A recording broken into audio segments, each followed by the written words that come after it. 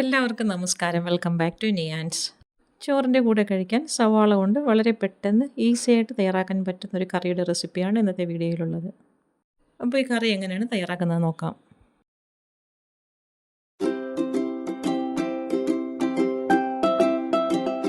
ഇത് തയ്യാറാക്കുന്നതിന് വേണ്ടി ഒരു വലിയ സവാള തൊലി കളഞ്ഞ് കഴുകി വൃത്തിയാക്കി എടുത്തിട്ടുണ്ട്. ഇനി ഇത് ഇതേപോലെ ഒന്ന് രണ്ടായിട്ട് മുറിച്ചെടുക്കാം. മുറിച്ചെടുത്തതിന് ശേഷം അത്യാവശ്യം കനത്തിൽ തന്നെ ഒന്ന് സ്ലൈസ് ചെയ്തെടുക്കണം. ഒരുപാട് കനം കുറച്ചെടുക്കേണ്ട, വലിയ വലിയ പീസസ് ആയിട്ട് തന്നെ ഇതേപോലെ ഒന്ന് കട്ട് ചെയ്തെടുക്കാം. അപ്പോൾ ഇതേപോലെ കനത്തിൽ തന്നെ കട്ട് ചെയ്തതിന് ശേഷം ഇനി കട്ട് ചെയ്ത ഓരോ ഭാഗവും എടുത്ത് കൈ കൊണ്ടൊന്ന് ഇതളുകളൊക്കെ ഒന്ന് അടർത്തി മാറ്റിയെടുക്കാം. അപ്പോൾ ഇത് ശരിക്കും ഇങ്ങനെ മുറിച്ചിടുന്ന സമയത്ത് കട്ടിയായിട്ടല്ല ഇരിക്കുന്നത്. അപ്പോൾ അതായത് ഇതുകൊണ്ട് കൈ കൊണ്ട് ഇതേപോലെ ഒന്ന് ഞെരടി കൊടുക്കാം. അപ്പോൾ ആ ഇതളുകളൊക്കെ ഒന്നൊന്നായിട്ട് സ്പ്ലിറ്റായി വരും. ആ ഒരു രീതിയിൽ കൈ കൊണ്ടെല്ലാം ഇതേപോലെ ഒന്ന് തയ്യാറാക്കിയെടുക്കാം. പിന്നീട് ഇതിനെ നമുക്ക് വേറൊരു പാത്രത്തിലേക്ക് ആക്കി കൊടുക്കാം. അത് ഇതേപോലെ എല്ലാം ഇതളുകളാക്കി എടുത്തിട്ടുണ്ട്. ഇനി നമുക്ക് ഒരു പാത്രത്തിലേക്ക് മാറ്റി കൊടുക്കാം. ഇനി ഇതിലേക്ക് നമുക്ക് ഒരു പച്ചമുളക് ചെറുതായിട്ട് അരിഞ്ഞതും കൂടി ചേർത്ത് കൊടുക്കണം. അതിൻ്റെ കൂടെ തന്നെ ആവശ്യത്തിനുള്ള ഉപ്പും കൂടി ഇട്ട് കൊടുക്കാം.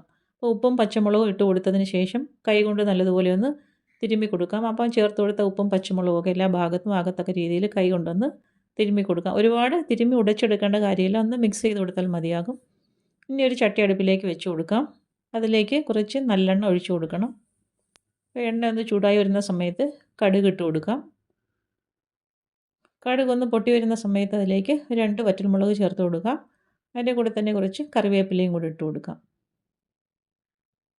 ഇനി ഒരു 4-5 വെളുത്തുള്ളി ചതച്ചതും കൂടി ഇതിലേക്ക് ഇട്ട് കൊടുക്കണം. ഇനി ഇതെല്ലാം കൂടി നല്ലതുപോലെ എണ്ണയിലിട്ടൊന്ന് മൂപ്പിച്ചെടുക്കാം. അപ്പോൾ വെളുത്തുള്ളിയൊക്കെ പെട്ടെന്ന് തന്നെ എണ്ണയിൽ കിടന്ന് മൂത്ത് കിട്ടും. ഈ രീതിയിൽ നന്നായിട്ട് മൂത്ത് വരുന്ന സമയത്ത് ഒരു മാങ്ങയുടെ പകുതി ഞാൻ എടുത്തിട്ടുണ്ട്. അത് ഇതേപോലെ ഒന്ന് ചതച്ചെടുത്തതാണ്. പുളിയുള്ള മാങ്ങയാണെങ്കിൽ പകുതി മതിയാകും. പുളി ഇല്ലാത്തതാണെങ്കിൽ ഒരു ഫുൾ മാങ്ങ ചേർത്ത് കൊടുത്തോളൂ. അപ്പോൾ ചതച്ചതിന് ശേഷം ഇതേപോലെ എണ്ണയിലേക്ക് ഇട്ട് കൊടുക്കാം. ഇനി എണ്ണയിലിട്ട് മാങ്ങയും കൂടി ഒന്ന് ചെറുതായിട്ടൊന്ന് വഴറ്റി കൊടുക്കണം. ഞാൻ എടുത്ത മാങ്ങയ്ക്ക് പുളി ഇല്ലായിരുന്നു, അതുകൊണ്ട് നിങ്ങൾ ചേർത്ത് കൊടുക്കുമ്പോൾ ഒരു മാങ്ങ ചേർത്ത് കൊടുത്തോളൂ. അപ്പം മാങ്ങ ഒന്ന് വഴറ്റിയതിന് ശേഷം അതിലേക്ക് 1 ടേബിൾ സ്പൂൺ മുളക് പൊടി ചേർത്ത് കൊടുക്കാം. മുളക് പൊടി ഇട്ട് കൊടുക്കുമ്പോൾ ഫ്ലെയിം നന്നായിട്ട് സിമ്മിലാക്കി കൊടുക്കണം. ഇനി നല്ലതുപോലെ ഒന്ന് ഇളക്കി കൊടുക്കാം.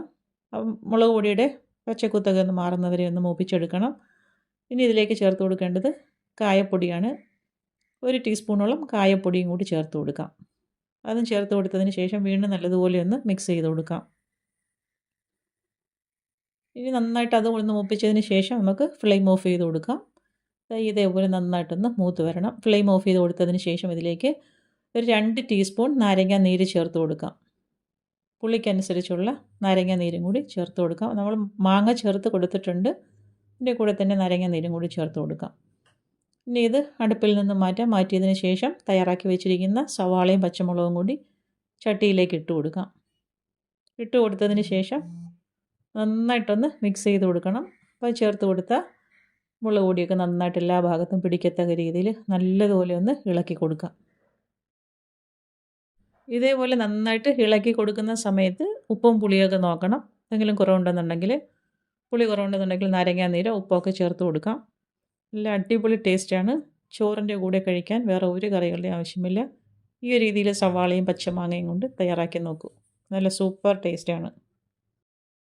അപ്പോൾ ഇന്നത്തെ വീഡിയോ ഇത്രയേ ഉള്ളൂ. ഇഷ്ടമായ ലൈക്ക് ചെയ്ത് സബ്സ്ക്രൈബ് ചെയ്ത് സപ്പോർട്ട് ചെയ്തേക്കൂ. എന്തെങ്കിലുമൊക്കെ അഭിപ്രായങ്ങളുണ്ടെങ്കിൽ കമൻറ്റ് ചെയ്യൂ. വീണ്ടും അടുത്ത വീഡിയോയിൽ കാണുന്നത് വരെ ബൈ ഫ്രം നിയാൻസ്. Thanks for watching.